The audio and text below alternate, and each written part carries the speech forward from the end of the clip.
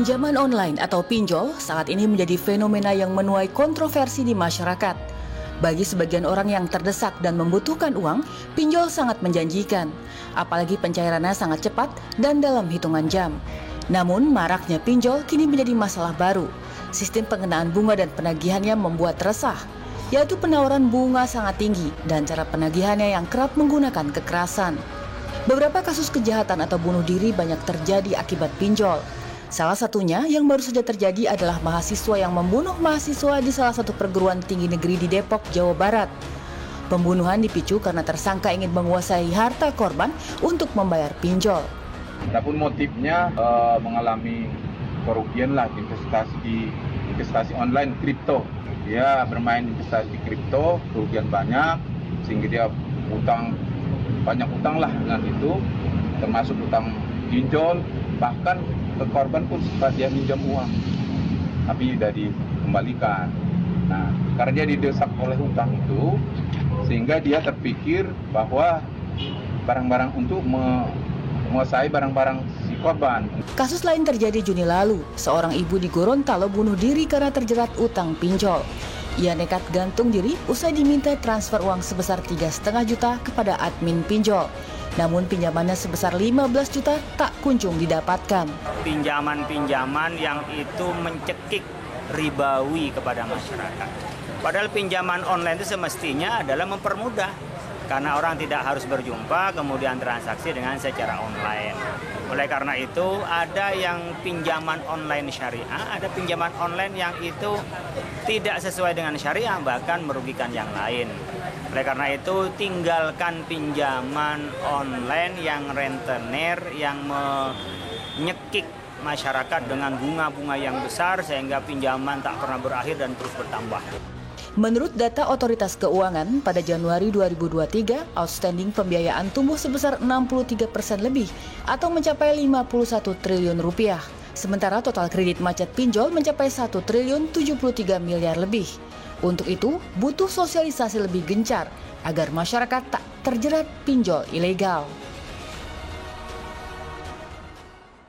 Halo, selamat malam pemirsa Indonesia Business Forum, kembali menjumpai Anda bersama saya Agita Mahlika. Pemirsa, seperti yang kita sudah saksikan pada paket pengantar sebelumnya, fenomena pinjaman online ini semakin meresahkan, bahkan menyeret nyawa. Pada malam hari ini Indonesia Business Forum juga akan kembali membicarakan dan juga berdialog dengan sejumlah narasumber, dan di studio kita juga pada hari ini hadir 2 orang yang merupakan korban pinjaman online. Saya akan perkenalkan satu persatu narasumber yang hadir pada malam hari ini. Yang pertama sudah hadir Mbak TR, ini merupakan korban pinjol. Selamat malam Mbak TR. Ya, selamat malam Mbak. Selanjutnya juga ada Mas KM. Mas KM, selamat malam. Selamat malam. Iya, dan juga bergabung bersama kita ekonom Bapak Yanuar Rizky. Pak Yanuar, apa kabar? Baik Mbak, selamat malam Mbak. Iya, dan juga pemirsa sudah bergabung secara virtual. Yang pertama Bapak Sarjito, Deputi Komisioner Perlindungan Konsumen OJK. Pak Sarjito, selamat malam, salam sehat. Selamat malam, salam sehat buat semua yang hadir dan pemirsa TV One semuanya. Ya, dan selanjutnya juga ada Pak Roy Sakti selaku konsultan keuangan. Pak Roy, selamat malam Pak Roy. Oke, Pak Roy mungkin suaranya masih belum terdengar, tapi kita awali mungkin terlebih dahulu dengan Mbak TR dan juga Mas KM. Mungkin Mas KM terlebih dahulu ya. Mas KM mungkin bisa diceritakan ya kepada pemirsa TV One. Sebenarnya awal mulanya seperti apa mengajukan pinjaman online? Ini tahu dari mana dan seperti apa ceritanya, kisahnya, silakan Mas. Ya, waktu itu keluarga saya ada yang sakit dan saya butuh dana secepat mungkin. Tiba-tiba saya lihat handphone ada iklan. Ternyata iklan itu pinjaman online dan saya nyoba. Ternyata di ACC cairnya kurang dari 15 menit itu udah cair. Secepat ya? Mungkin ya. Oke, waktu itu mengajukan pinjaman berapa Mas? Itu waktu itu saya butuh dana sekitar 5 juta dan saya keterimanya cuma 4 dan saya harus kembalinya sekitar 8 jutaan. Oke, dalam kurun 5 juta dalam kurun waktu berapa lama waktu itu tenornya? Tenornya 6 bulan. 6 bulan? 6 bulan. Oke, artinya setiap bulan harus membayar berapa waktu itu? Waktu itu saya harus membayar sekitar 16 atau 17, Mbak. Oke, sudah diketahui waktu itu Mas bunganya, kemudian keterangannya harus seperti apa, kontraknya seperti apa? Saya belum lihat baca detail karena waktu itu saya butuh dana secepat mungkin. Jadi saya begitu saya lihat aplikasi saya langsung aja download dan langsung saya ngajuin pinjaman gitu, Mbak. Oke, karena memang kebutuhan cukup mendesak sehingga mengharuskan ya Mas untuk langsung meminjam. Total waktu itu jadi ada berapa aplikasi ataupun berapa platform Mas yang kemudian diajukan? 2.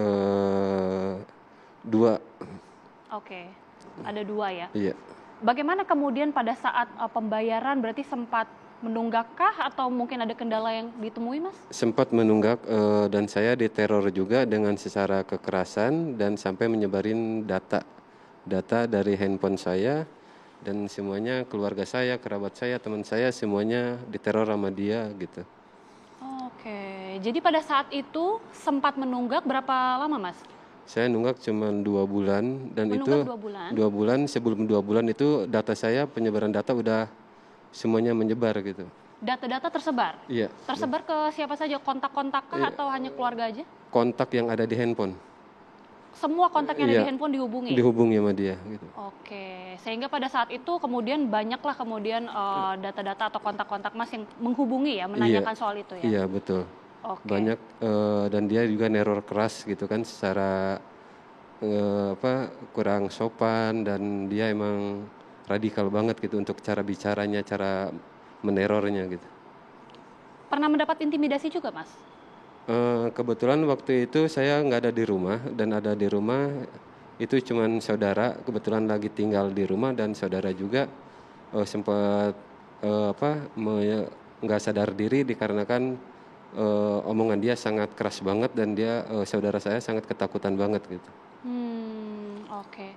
Pada saat itu bagaimana kemudian akhirnya Mas bisa bertahan begitu ya dengan membayar, kemudian kita tahu dalam kondisi yang cukup terdesak dan juga kesulitan uang, seperti apa pada waktu itu? Kebetulan saya sampai untuk sekarang saya sampai ngegadein suratan tanah dan semuanya saya lunasin semuanya. Tapi cicilan ke bank masih ada sampai sekarang. Oke, baik. Terima kasih Mas KM sudah berbagi cerita dan tentunya sudah menceritakan kepada pemirsa. Saya sekarang ingin ke Mbak TR. Mbak TR seperti apa pada waktu itu, mungkin bisa diceritakan juga kronologinya? Baik Mbak. Jadi waktu itu kejadian kan saya tuh wisuda ya. Wisuda tuh di bulan Oktober. Kebetulan itu saya lagi butuh dana sekitar 2,5 juta. Nah karena emang saya itu suka di Shopee ya gitu belanja gitu, tiba-tiba emang ada platform Shopee itu Shopee pinjaman, akhirnya wah ini gampang kayaknya gitu kan, dicoba ternyata dapat limit lah itu sekitar 6 juta. Nah udah dapat 6 juta di ACC-nya cepet juga tuh, cepet. Terus karena saya kerja mikirnya ya mungkin 2,5 juta masih bisa untuk dibayar gitu kan, karena awalnya ya bisa lah gitu.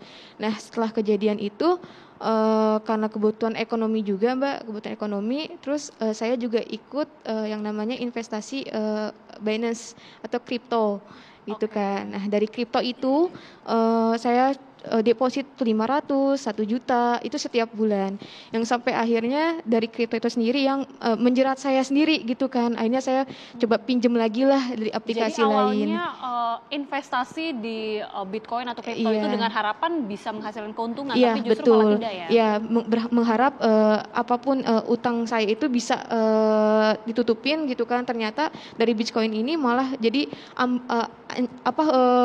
nggak menguntungkan gitu buat saya. Sampai kejadian dari 2021 Oktober ini saya melakukan pinjaman, terus di bulan Agustus 2022 ada penagihan dari pihak platform satu lah gitu kan, Iya. penagihan gitu.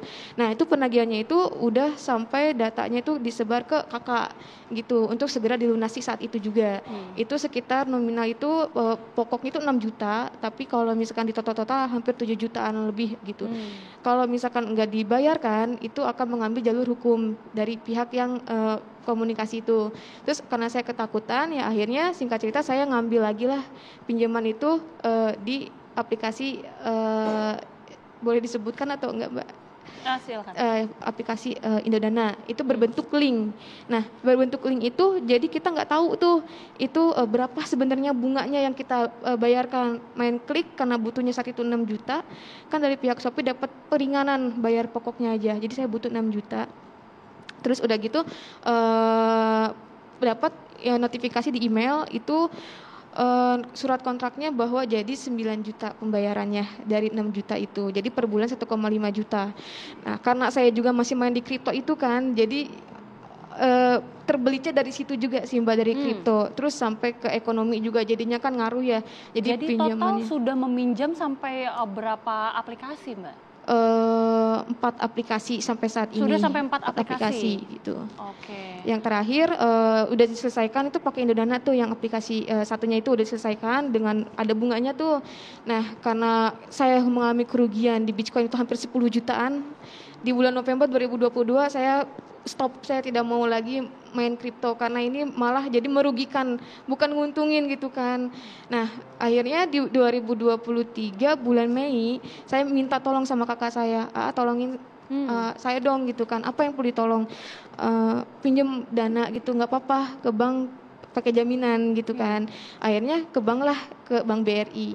Dapatlah itu Kupedes. Nah, Kupedes itu saya minjam itu 25 juta pakai data kakak saya karena kan data saya itu udah Sudah tidak bisa checkingnya lagi. udah kurang kan. Jadi kalau kita yang minjam itu nggak akan mungkin ke ACC juga gitu di banknya. Artinya gali lubang tutup lubang begitu ya Iya, dari betul. meminjam. Mungkin kita tidak usah menyebutkan aplikasi ataupun Iya, banknya ya betul. Mbak ya, tapi meminjam dari satu aplikasi untuk membayar aplikasi Iya, yang lain betul. bahkan sampai meminjam ke Betul bank ya. betul. Iya. kayak Sekarang gitu. total utangnya berarti berapa Mbak?